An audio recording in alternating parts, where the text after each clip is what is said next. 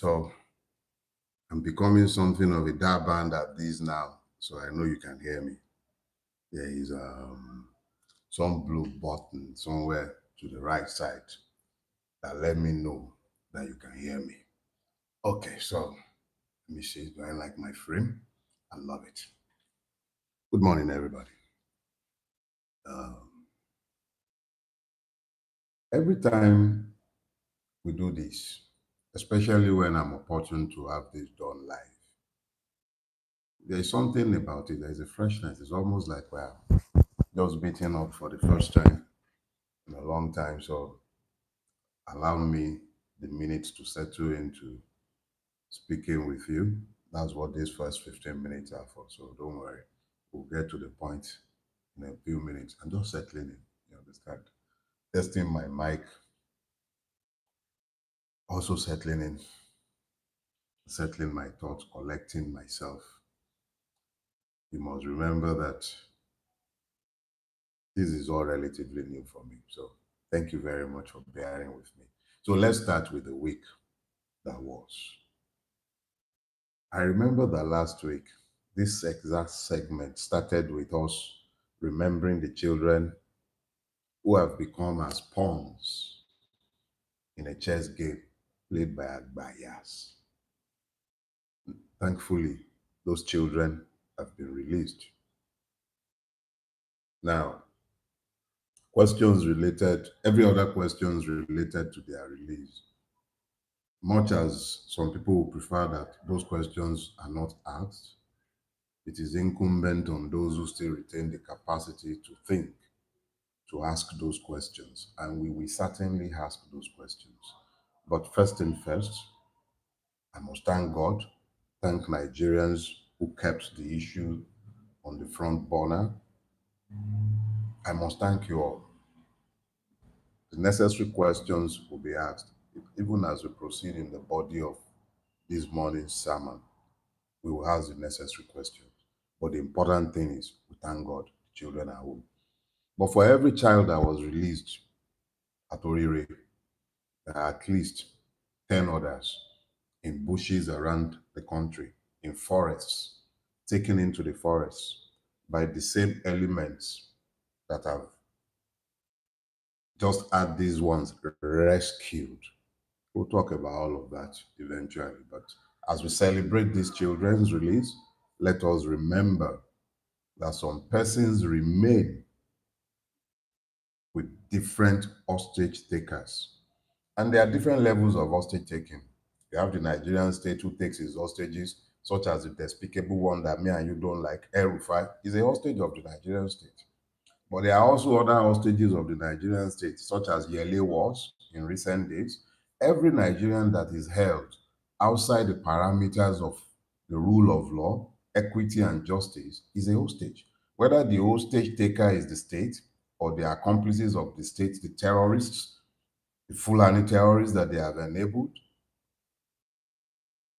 there are different levels of hostage taking. But suffice to say that we're thankful to God, the ones that were taken by the civilian hostage takers,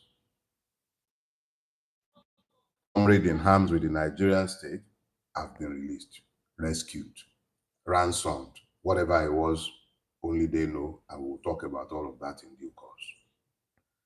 In the week that was, there's something that I have spoken about since October 2020, and it is the spirit of Ahithophel.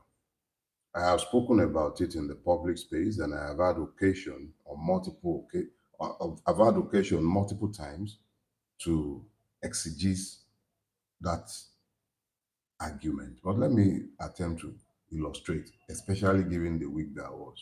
During the week that was, we saw Kayamo, a senior advocate of Nigeria, no less, come into the public space and attempt to offer an explanation or a defense on behalf of the government in relation to the claims made by Mr. Peter Obi about his victimization. He opens a window, you see clearly just how this government thinks. And this is not even about partisan affiliations. It's about basic citizenship right. Just basic citizenship right. In reality, what is it that Peter Obi has done that makes him such an odious fellow in the eyes of the Nigerian ruling class? This is an issue that we should look at in some details at some point. But I think what you should begin to ask yourself is this: why is he such an hated figure? Why is he a figure of hatred? What is it about him that they really hate? Because if it's about having money, he has as much money as any one of them. If it's about holding office, he's been a governor. He's held every position of advantage that most of them have never held. He has immense goodwill. Why do you hate him so much? So I don't really think it's about hating him. I think we should pay attention to the fact that what the system is particularly hateful of are those who do not play within the parameters of the feudalistic rules by which it governs. This is my own. And then when you now listen to somebody who should be ordinarily informed and intelligent, speaking in the fashion that Keyamo spoke, and you realize that the spirit of Ahithophel has really gone out, because once the capacity to speak truth objectively is lost, the capacity to speak in justification of evil is enhanced. And those who retain the capacity to discern evil will necessarily identify the spirit of Ahithophel in those who were once possessed of the capacity to speak the truth. It was a painful thing to hear Keyamo. Not that it's a new thing, but to hear him speak in the fashion that he spoke. I'm not sure that those who knew him 20 years ago will be proud of the man that the boy has become. But just a window into what we have become. In the week that was, news also filtered out that Kashim Shettima has been retained as the VP candidate on the same Muslim ticket of Bola Ahmed Tinubu and the APC. Let me be clear about something. I doubt anyone can be as irreligious as I am. I don't care what your religion is. I care that you care about justice. So, frankly speaking, I think this Muslim thing has a good side. And the good side is that now the justification for all arguments about religious balance on the ticket have been destroyed. If I am running for president and I find a competent person anywhere in the country, I'll try my best to balance the ticket in terms of ethnic nationality. But religion is no longer a consideration as far as I'm concerned, and it should never have been a consideration. So as much as I decry the fascist fashion in which the APC has gone about its Islamofascist agenda in Nigeria, I am also thankful to it for breaking the taboo in relation to religiosity. Religion is a scam, and that a major Nigerian party would, in spite of the feelings of the people, force its way through, in spite of the sovereign will of the people, impose a religious platform, a religious party committed to Islamizing the country, force it upon the people. What it simply has done, as far as I'm concerned, is that it has made religion irrelevant in political calculations. So yeah, Shetima is going back as your VP because there have been no election. I've told you this multiple times. So I think we should be preparing for something different. We are preparing for elections. They are preparing for coronation. But the important thing is this.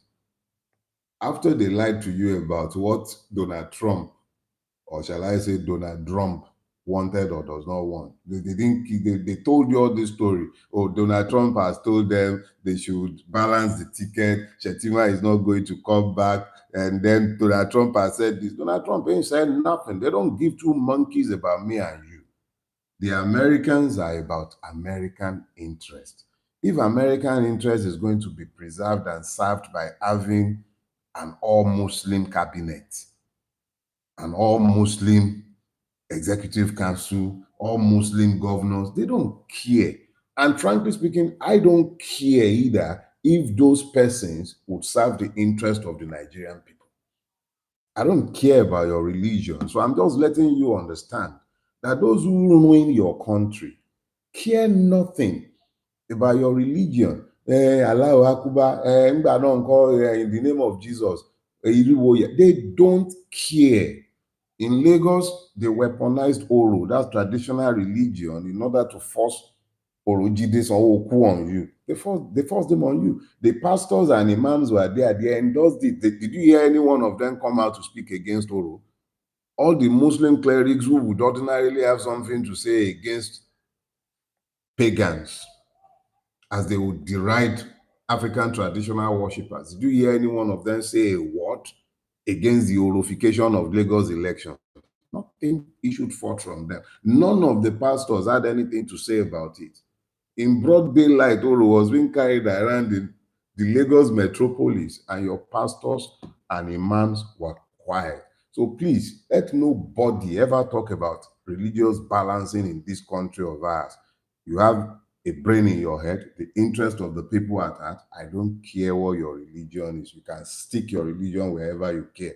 I'm just helping you to see that even when the West, look at the way Trump phrased his intervention, he said, Christian genocide in Nigeria. We are already deliberately divided along religious lines. The West knows this. They also help us to exacerbate these divisions because it serves their purpose that we remain divided, because the mongrels ruling our country works for them. So when he was speaking, he helped with the division. He was saying the truth, but he weaponized the truth, dog whistle, designed to keep us divided and unfocused on what should be important to us. So all of a sudden, as America forgot about religious balance on our presidential ticket, or is it that all of a sudden it doesn't matter anymore? Since all of you have been focused on that, discussing all of that all this while, the fact of the matter is that nobody is coming to save us. If anybody is going to save us, it is going to be us. You know how Tinubu described his reasons for choosing Shetima a second time? Oh yes, it's a reward for loyalty, competence, and continuity in government. Focus on that and think about that as we leave the week that was behind and begin to ponder the one that is to come, the one we've entered. So it's 10 o'clock now. And I guess that was the week that was. This is the week that is. Good morning once again. And in the week that is, I want us to speak, but I am done with just talking. You know, talking. Talk. But Yorubas have a proverb. They say, Ishu atenumoro ki jóná. I would explain, I would translate, I would interpret. Ishu atenumoro ki jóná means that the person who the person who has his, I don't, you see, translations, things get lost. So I would have to explain this proverb. It speaks to the man who has his yam on this fire, on the spit, roasting. He says that man who continually demands that somebody watches, maybe one of the children watches over the yam, does not have his yam burnt because of its constant demand. So I speak a lot. But I'm speaking a lot because I am dealing with a generation where, thanks to the young man, we have an Olodo uprising. So because there is an Olodo uprising, I am constrained to keep talking. And because I am dealing with a country that has deliberately weaponized ignorance, every one of the levers that should be of assistance in the march towards liberation have become counter-revolutionary in nature. So we find ourselves constantly talking. But this morning, I want to speak, as I said, to a call to action. And what has led me to call this a call to action? I'll go back to Kwame Nkrumah's words in his book, I believe, Conscientism. In his book, Conscientism, Kwame Nkrumah says that revolutions are brought about by men who think. Remember that, by men who think as men of action. Let me break that down. Revolutions are brought about by men who think as men of action, and then act as men of thought. This might seem a little too philosophical and abstract, but it's easy to relate. There are two components to his argument. He says revolutions, so already there is an acceptance of the need for a change of direction, because that's all a revolution is. But he says they are brought about by men who think, but they think as men of action and act as men of thought. Yorubas call something, they say, Alagbara mameru baba ole. The unthinking brave is worse than the coward.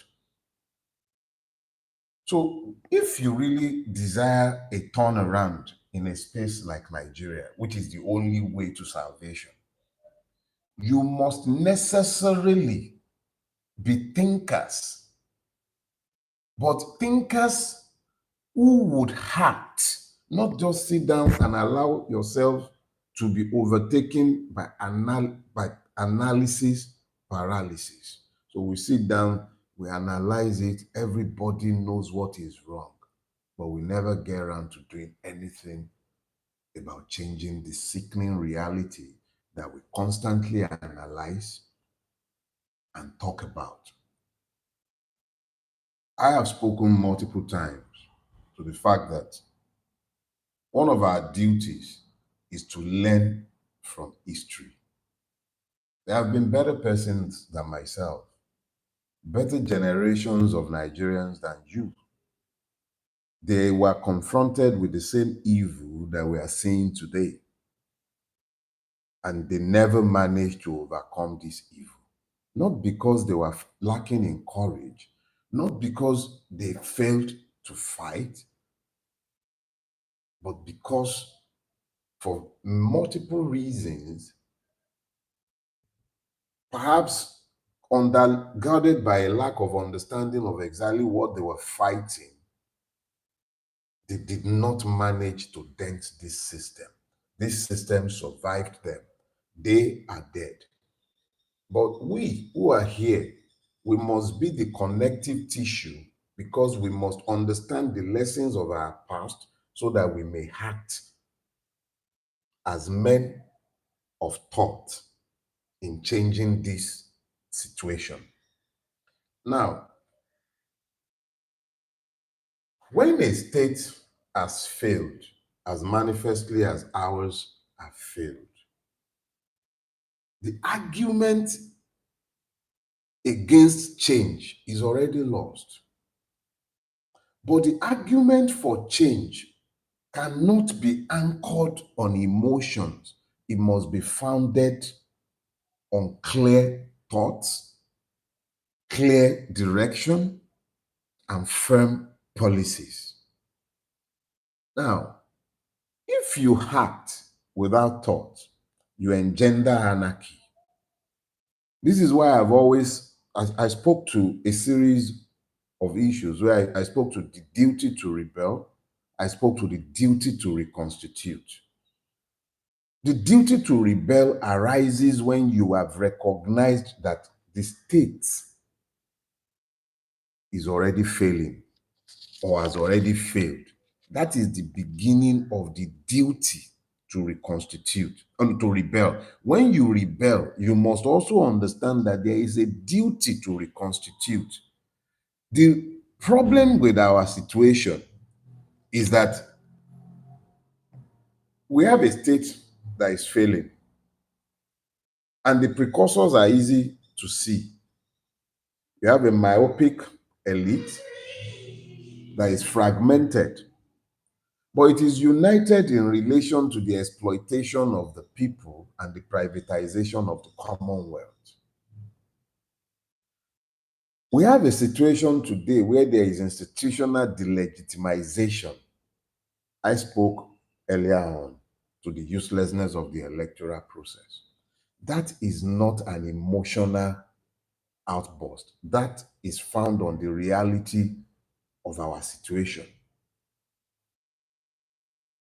We have a situation where, in fact, what even led me to this week's topic was a video I was watching, rather disturbing, a Nigerian speaking of his attempt to get to Europe and how his experiences in Libya, the Mediterranean crossing, how the boat became distressed and how many died and some were rescued. So the more I listened to him, the more I realized that most of us have come to understand the unsustainability of our sickening reality, because this is what would have fed the kind of desperation that has led to those kind of attempts to cross the Mediterranean in dinghies and boats that were patently unsafe, but the desperation that led young men to go to Libya to go and enslave themselves. I've spoken in the past about Nigerian ladies who will buy condoms so that if they will be raped on their journey to Libya, they may at least offer their rapists condoms.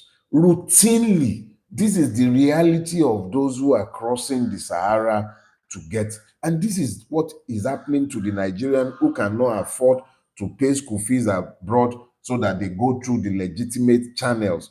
Those going through the legitimate channels are fleeing in the same desperation. So these conditions are already in place. You have uneven economic development. Everywhere you look, there is deliberate marginalization of entire ethnicities.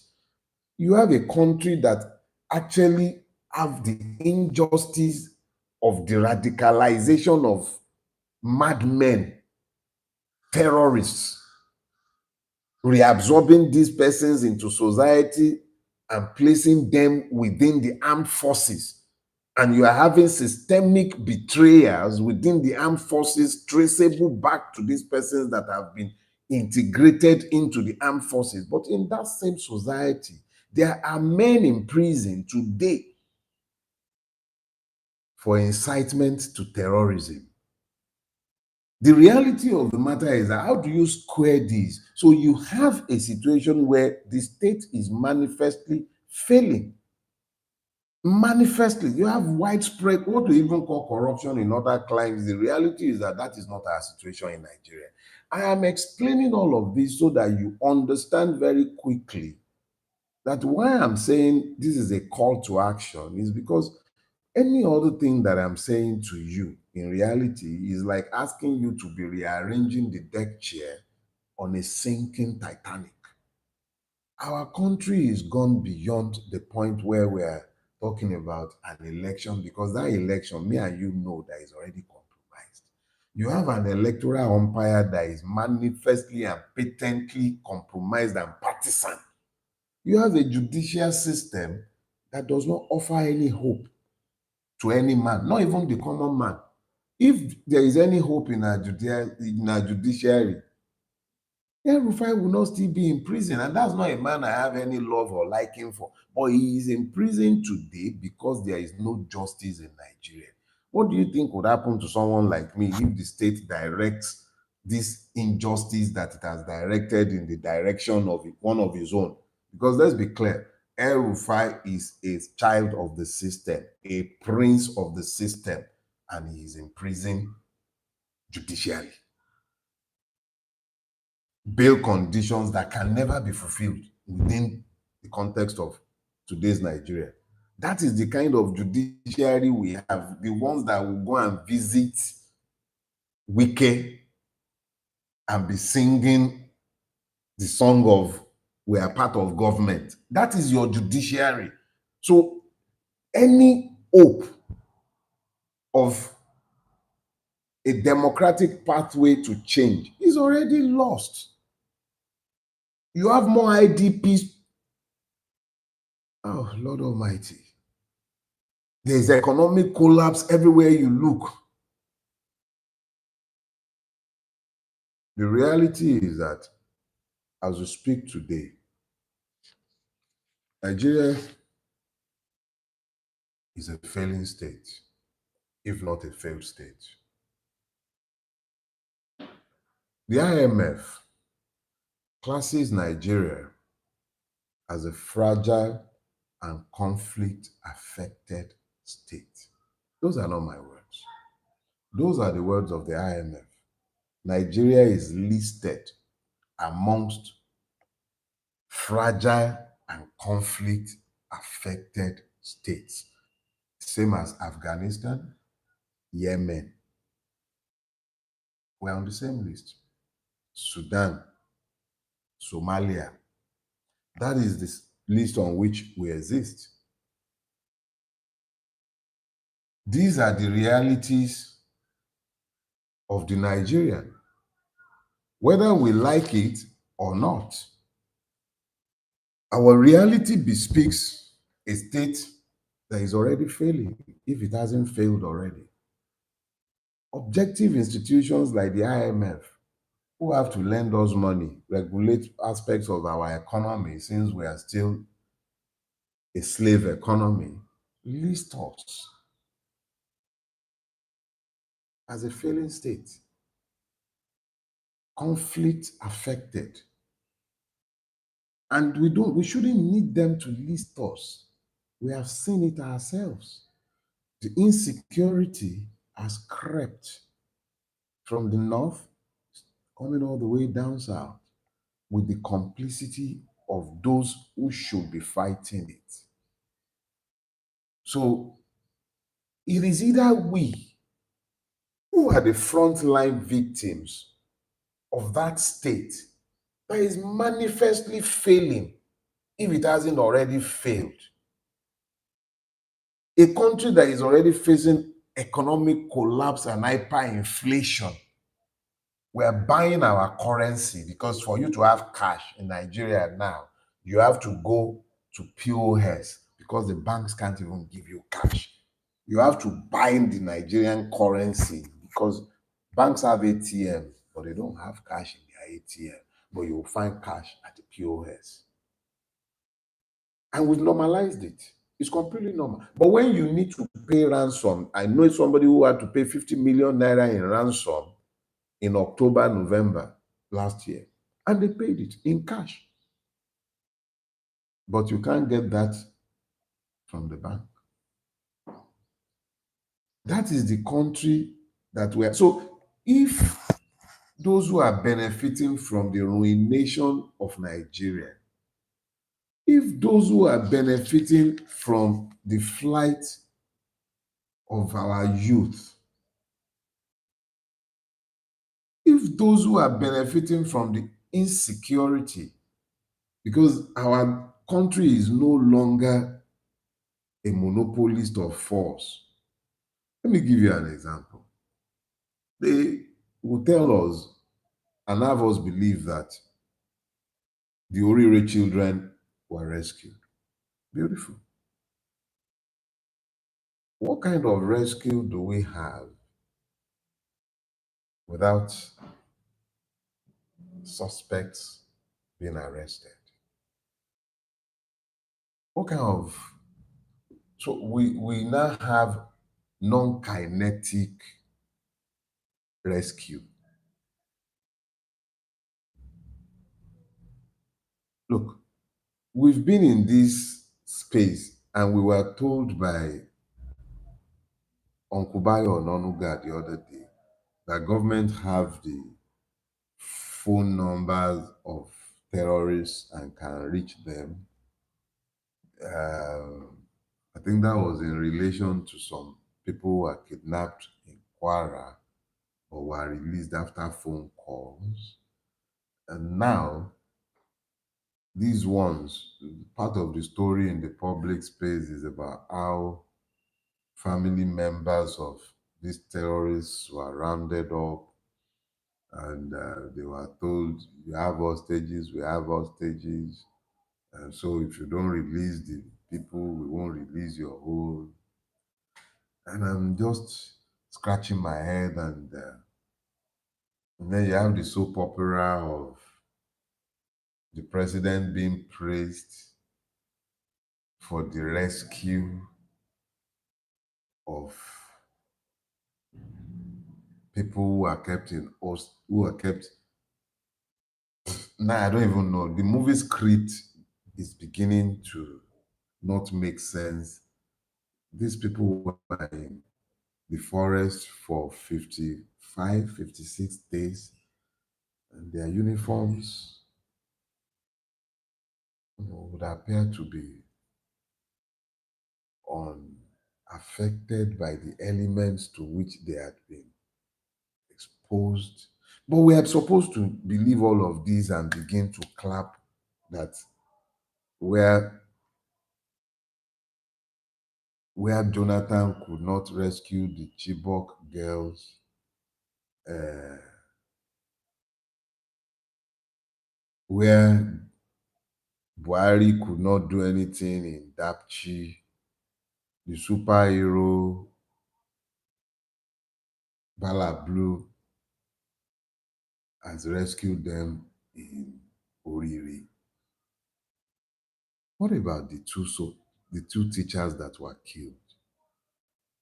The one that was shot at uh, at the point of abduction, and Mr. Adebayo, the one that was butchered. Who pays for that? But we're supposed to forget all of that and be clapping for Tinubu for rescuing them. There are too many questions that are left unanswered. I am very grateful to God that these children have been released. But more has to be done to restore public confidence, both in the government and in those charged with the task of providing security. If suspects have been arrested, who are their sponsors? The information that government have had all this while about the sponsors of terrorism, why has none of them been publicly tried? In this same country where we're supposed to retain hope in the now, Yalakara was telling us about how the A-list artists, Burna Boy, Davido, them, should become philanthropists and be donating their private money, which is good, what they call. But how about starting with the presidency, which the husband occupies? How about cutting costs? How about making sure that 15 trillion is not spent on a road that is not that should not be a priority in the face of our depressing reality? So when you look at all of these, you realize that we have come to a point where we must necessarily move away from this. There is enough to lament. We can lament from now till kingdom come. There are more than enough basis for lamentation in Nigeria, but lamentation will change nothing. And this is where, as thinking men of action, we must now act as a people of thought. In a place where there is no sustainable manner of reinforcing equity, where the entire walls of the society have been destroyed, the religious class have been compromised, the trade unions have been destroyed, critical persons in society, thought leaders, compromised. The reality is that if you are looking to save such a people, you begin by forcing them to focus on themselves. Nobody is coming to save us. I've told you times without number, I'm not a Voltron. I've never told you that I have a magic wand. All I have is an idea. And it is about the idea that we can dare to become citizens in our own country. But to do this, number one thing that we must do is that we must shift focus away from this behemoth that we've all become focused on, the presidency. If it was only the presidency, Nigeria would not be the evil kingdom that it has become. If you removed Tinubu from the equation today, the evil will remain. It might be very true that he, because of his amorality, allows other evil persons to be as evil as they care to be, but it's not just about him.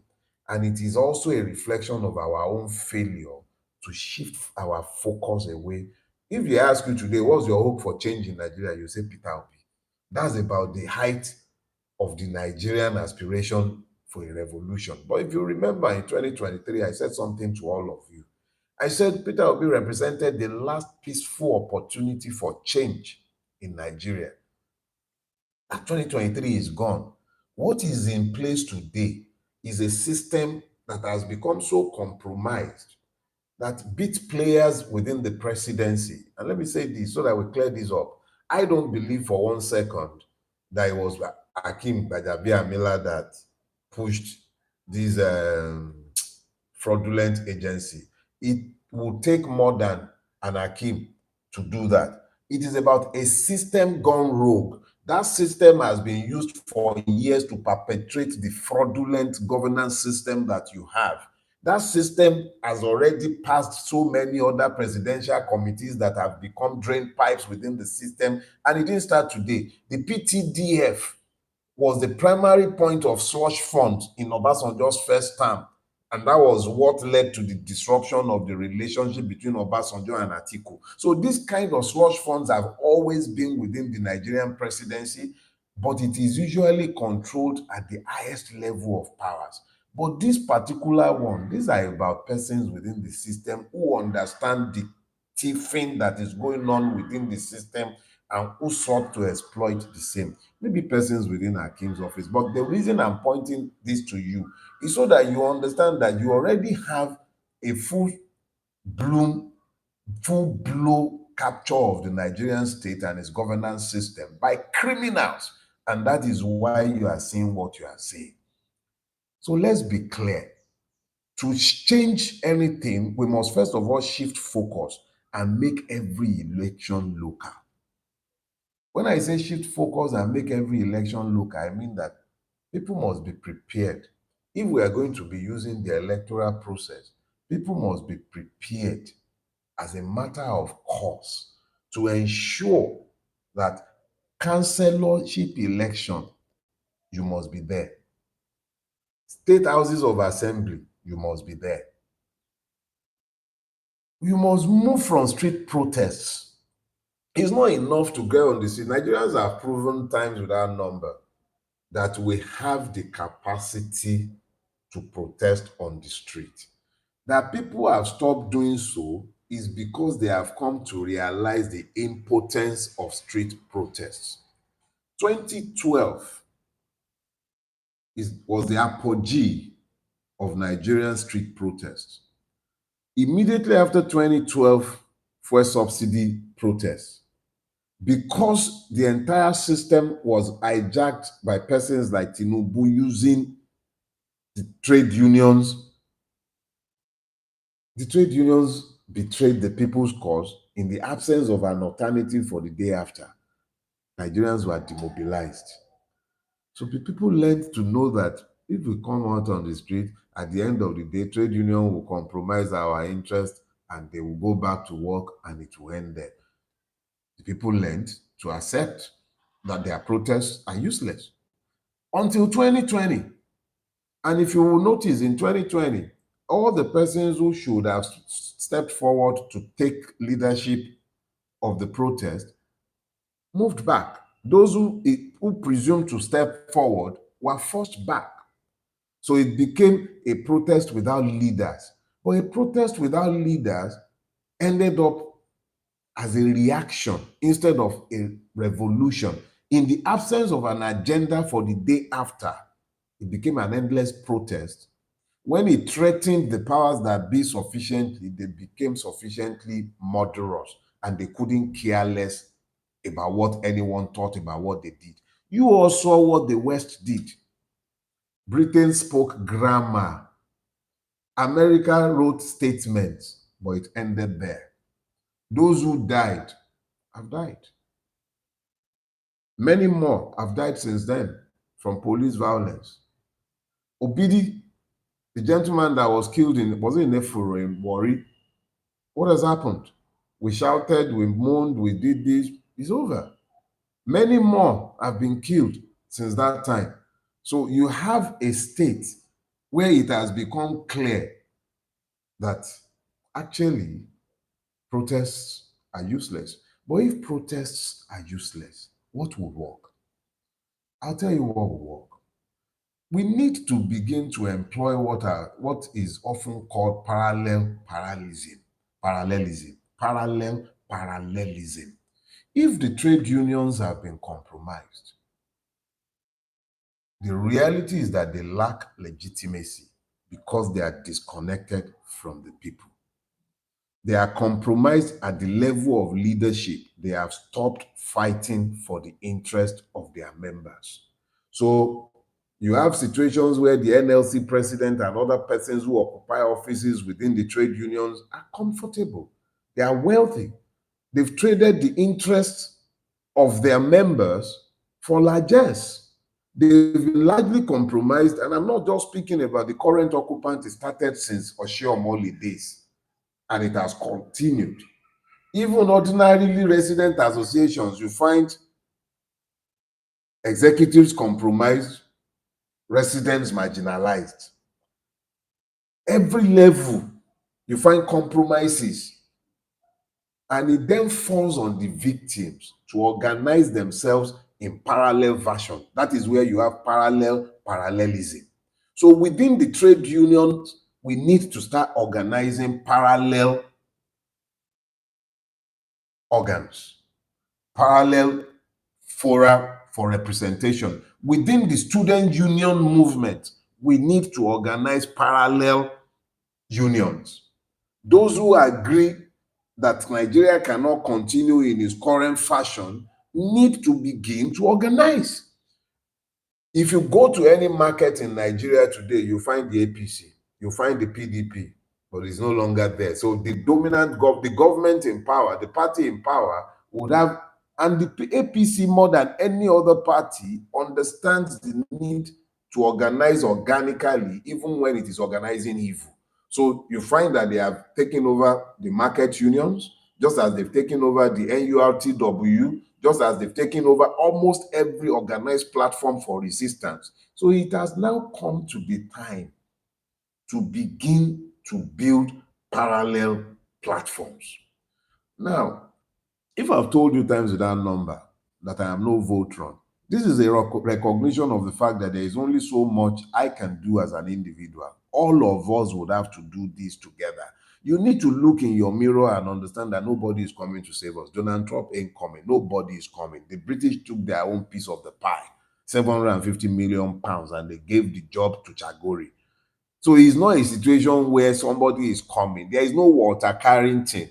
There is nobody. It's us. There is nobody coming for us. Nobody is coming to help us. If I drop today, somebody must be prepared to pick up the baton. I am happy when I see People like Yazidi. There are so many other young persons springing up, but the reality is that we must spring up behind ideas so that when one drops, we can't be springing up behind sentiment. We must spring up behind ideas that we are all agreed must be the basis for propulsion forward. Now, we must begin to organize these parallel platforms. True negotiation with power can only ever happen when you have the ability to peacefully withhold economic cooperation. If you do not organize yourselves in a fashion where you have the kind of powers that Nupeng had, do you know what Nupeng was? Frank Ovie Kokori. When you talk about the 1993-94 human rights June 12 struggle, yes, there were some of us driving tippers and tipping sand on the expressway and on Third Mainland to enforce sit down at home. Yeah, but there was also a virile trade union known as NUPENG, National Union of Petroleum and Natural Gas Workers. When they say they are calling strikes, the country hurts. These days, what do they do when they are trying to extort money from Dangote or take a piece of the pie coming from one oil marketer or the other? That's the only time you hear that Nupeng exists in Nigeria now. They are disconnected from the struggle for our liberation because nobody has placed a struggle for our liberation. Because when you are talking about Nupeng, who is Nupeng? Who is Nupeng? Nupeng is me and you. The tanker drivers are me and you. Those are the members of Nupeng. Those are the persons deciding to hold this country by its jugular to demand change. But when that power is misdirected, privatized, abused, you have a place like Nigeria. So it is more effective to have parallel organizations that are capable of challenging the economic pleasures of Nigerian ruiners to a sufficient level so that we don't need to be getting on the street to present ourselves to be shot and killed by stupid soldiers who should understand that we are fighting for them as much as we are fighting for us. These are not things that happens overnight. These are things that happens because we have consciously and deliberately built the structure to make it happen. Nobody is coming to save us. We are the ones who would have to save ourselves. That means that if you are a student and you are watching me and you understand the issues as I've explained them, you owe it to yourselves in your cells to speak about these things and to organize yourselves. When I was student union president in LASU, and I say this without any fear of equivocation, I never belonged in any fraternity or cult group. But I worked with every cult group in LASU during my tenure. When we had protests, they were part and parcel of our protests. They provided security when we were traveling for NANS functions. They are students. If you are a frat member in a university, beyond your extortion game and the stupid infantile nonsense that you engage in, these are real life issues that should engage you guys. You should organize yourselves.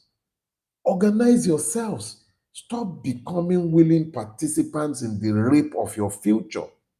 If you are in a trade union of some sort, whether that's the Amalgamated Federation of Traders, whether that's maybe your mother is a market woman, get involved. Try and understand the issues plaguing them, educate them. Wherever you may be, get involved. Nigeria is dying. The IMF is not as stupid as I am, and I told you how they just described us. Nigeria is listed not just by the IMF, there is a fund for peace. They have us classified in a list of fragile and conflict affected states. You can't afford to continue sitting back and singing Ki sera. No Ki sera is going to Ki sera anything if you don't act. Those benefiting from what is happening to us will continue benefiting from it, because you know something funny? There is a peculiarly Nigerian term. They actually coined it in assessment of Nigeria. They call us, hey, is it structurally deficient? And then they say we are resiliently fragile. Can you understand? Resiliently fragile. It should break, but it's not breaking. Ball eledo, ujaboko for unbreakable plastic. That is what we are. Everybody expects its collapse, but it's refusing to collapse. That what that tells you is that we're living on time that we are borrowing from the future.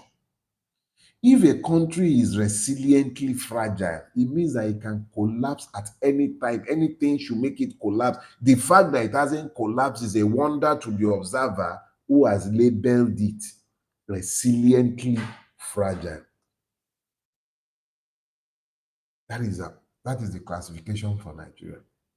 Resiliently fragile. Remember when your coach talked about wobbling and fumbling to the final? That's Nigeria. We keep wobbling and fumbling. The question is, when will it break?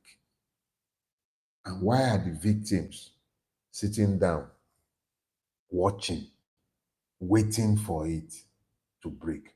In every other country of the world, you would have an elite class that will sit down, have an elite consensus, agree that this is not sustainable, agree the set of rules by which the country should be governed, and the set of priorities that should govern its trajectories.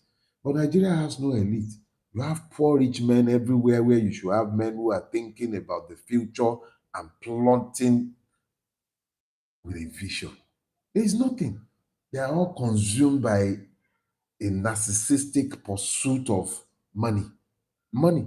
You have more money than you can spend in 100 lifetime, and you are still pursuing more. And it's not like it's not like they are chasing money by creating value. They are chasing money by stealing from the commonwealth, impoverishing everybody else, and they themselves become as impoverished as the persons that they have ruined. When we have shifted focus away from the presidency, not that we should give it up, but we need to look beyond the presidency. When we have understood the need to have parallelism, moving away from street protest to organizing properly, we then need to organize ourselves and establish a shame and sanction mechanism. One of the evidence of the failure of Nigeria is the vast diaspora. How do you have a beautiful country like ours and you continually flee? It is because there is no hope in this place. We send children abroad to be educated, and when it's time for them to come back, they look at the objective reality of the country they left behind. Some of them who are opportune to come home during holidays, they'll come for dirty December. They see the fun, but they are not fooled, because they know that the objective reality of the country has not changed since they left. So they see the hopelessness and they are not interested in any part of it. They don't want any part of this. So they don't mind coming back to Nigeria for dirty December during the summer. They don't mind coming back for the holiday and making sure that they avoid places where their lives may be endangered. Just come back for the fun of it. It's a good holiday spot for them, but they certainly see no future in it, so they are not coming back. But that diaspora has a lot of use. There's something known as the Magnitsky Act. This is a legislation of the American people, but it has almost universal applicability. So all these people that are destroying Nigeria, if the Nigerian diaspora would act in concert, compile a list of these persons, begin to pressurize the Western countries into doing something about them. It's not enough to come to the blogosphere and be talking on social media. If you are in the diaspora, organize yourselves, establish a mechanism for shame and sanction. Ekweremadu once went for a yam festival in Germany. You guys know what you did to him during that yam festival. How about you start doing some similar things to these people when they come abroad? How about you stop kowtowing to them? How about you stop making them feel like they are people? Deal with them in manner and fashion that we can't. The more violent ones amongst them, we must begin to develop a mechanism that allows us as a collective to deal with these persons. And it is this collective mechanism that we can now take forward in tandem with the things that we are doing in Nigeria. Make them uncomfortable abroad. Make it difficult for Western governments and politicians who have brought themselves into confederacy with the ruiners of Nigeria to despoil Nigeria and share our common wealth. Because the receiver of stolen goods is as much of a thief as are the thieves themselves. The West, beginning with Britain and America, are receivers of stolen properties. The stolen Commonwealth of Nigeria sits too comfortably in Western and Eastern banks, and we have kept quiet for way too long. Dubai produces no gold. I'm not sure the Emirates have any gold production capacity, but the gold that is taken from Nigeria is constantly laundered in the Emirates, and we keep quiet. Why are we quiet? Who are we waiting for to come and speak on our behalf? The Emiratis are invested in the gold fields of Nigeria. The Chinese are invested in the gold fields of Nigeria, and we are all silent. I was in Osun State the other time, and right on the expressway, you don't need to get off the road. You don't need to go into any village. Right there on the expressway between Ife and Ilesha, you see gold mining. When you have such unregulated artisanal mining, what do you expect? The artisanal miner is earning untaxed revenue. The policeman is providing cover. Everybody is involved.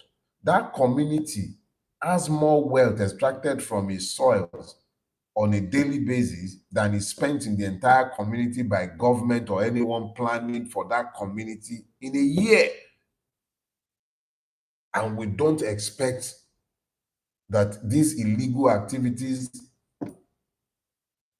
licensed by the impunity of the state will not expand the borders of terrorism. Obilo posted a video a few days ago of a place in Oyo State overtaken by illegal mining. Have you heard anything from government? These are replicated across the length and breadth of Nigeria, multiple ungoverned spaces within Nigeria, multiple ungoverned spaces with mineral resources being mined by a state standing by, pretending not to see what it sees. Invitation to anarchy broadcasted every day by the actions and inactions of the government.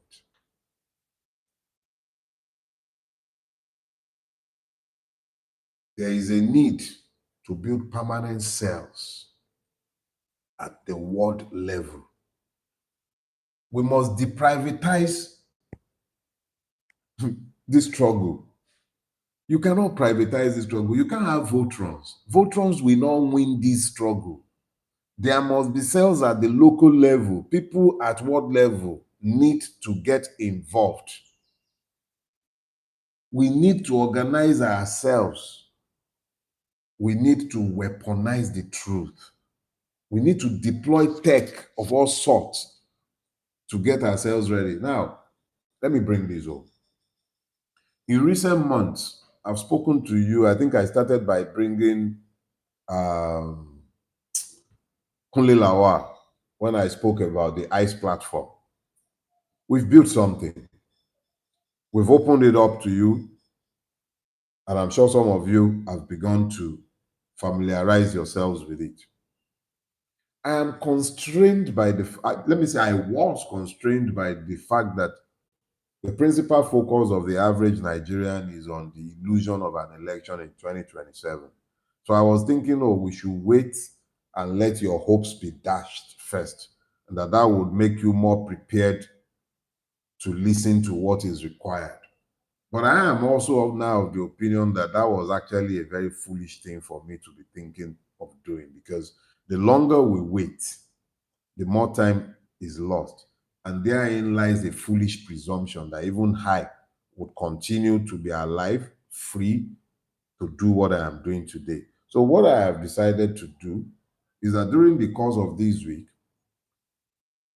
we will be having, there is a meeting that will be holding in the course of the week, because what we are doing is building a nationwide platform, so that it's not me, deliver to me, a Yoruba man, will be the end supporter. I don't want anybody to make this a partisan effort. I want all of us to stand behind clear ideas, so that if any one of us falls, another will pick up the baton and be able to proceed without disruption to the original intention and strategic objective of this collective. We have a platform that is in place now. We call it the Citizenship Project, TCP, the Citizenship Project, because functionally the Nigerian is not a citizen. On that platform, we will be placing two principal documents in the public domain. The first is the draft constitution, which we've already shared with you. But because there is now going to be an organized attempt, which will be at world level, we must go to the micro level. What we are intending to do is that the second document that will be aligned to that draft constitution will be a social compact. This is the body that says, okay, this is what we aim to achieve if we manage to gain power. This is what the Nigerian state will look like. You already have that in the draft constitution. But the economic principles by which that state will be led, the educational policies, the major preoccupation of the state, the principle, maybe we should call it the manifesto for change, would equally be available on that platform. Now, I have no monopoly of wisdom, but it is my belief that by the time that steering committee has had the opportunity to have its discussions, we should be able to tell you that in this state, this is the organizational structure. You will be part and parcel of building this structure, because, as I have said, no Voltron. It will take all of us doing this together before we may be able to achieve anything. But let us be clear. If we sat down and continue to expect that those who have brought us to this sorry pass are going to be the ones to lead us out of it, that would be akin to looking to outsource a revolution to the beneficiaries of the decadent order that you seek to change. You know, and I'm rounding up now. Sometimes I ask myself, is it all worth it? Are they even hearing you? Can they understand what you're saying? And then I remember the lessons Elijah taught me. You know, I told you about learning from those who came before. Elijah called fire from heaven, according to the Bible. Fire burnt the sacrifice. He slaughtered prophets of Baal, and then he fell into depression. He began to presume that without him, nothing will get done. So, all of you, I'm tired. They are looking for me. He ran to the cave of Adullam. God said, shut up. I have kept for myself 7,500. The prophet of God was unaware of 7,500 other prophets. So I'm not presuming that without me, this wouldn't get done. I know that there are better persons than myself who are probably just waiting to pick up the baton. But batons are easier to transfer when they are transferred behind ideas. Behind ideas. These ideas are the ones that we're bringing to the public space. The draft constitution and the manifesto for change. We must begin to organize ourselves behind these ideas. If a political leader or a party elects to adopt the ideas that we, the people, have agreed are those behind which we are being mobilized, no problem. This is not about persons. This is about a people, and it is about the common interest of the people. I am firm in my conviction that Nigerians are united by the commonalities of their afflictions, but divided deliberately by the beneficiaries who are not divided in any way, except when they have quarrels over the sharing formula. If we will come out of this, it will be because we are also united behind common purpose. That is what I'm calling you to. Common purpose. That is exactly what I am calling you to. I will leave you sharing with you once again the words of Kwame Nkrumah. He says, revolutions are brought about by men. Yeah. By men who think as men of action and act as men of thought. It's time to begin acting as men of thought. We will work to provide the organizational structure, the infrastructure, and the ideas. But this is not a battle for Voltrons. It's one for all of us. Join us. We're migrating from the WhatsApp platform, and I know that we've not been interacting. It's because we are still building. Very soon, we'll get there. You to begin to organize yourselves in your own space. But this is a call to action. We can't keep talking. Night is coming. See me. See me. Realization about this criminal empire came in 1985. I'm still here, 41 years later, fully aware of the need for change, but waiting for you to catch up to that realization. But nobody has been more clear about ensuring that you all got it than the APC. First it was Buhari, now it's Bulaba. They should have sufficiently prepared you by now. So it's a call to action. Join us. God bless you. I'm going to see you next Sunday. But it's not only the children at Orire that have been abducted. There are many more. Remember them. Do not forget them. And whilst we are busy congratulating those involved in the rescue,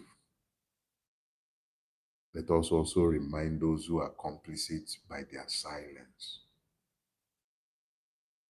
This is not normal, and you need to do something about it. Look in your mirror for your Voltron. This is not a battle for Voltrons. It needs all of us. Enjoy the rest of your week. God bless.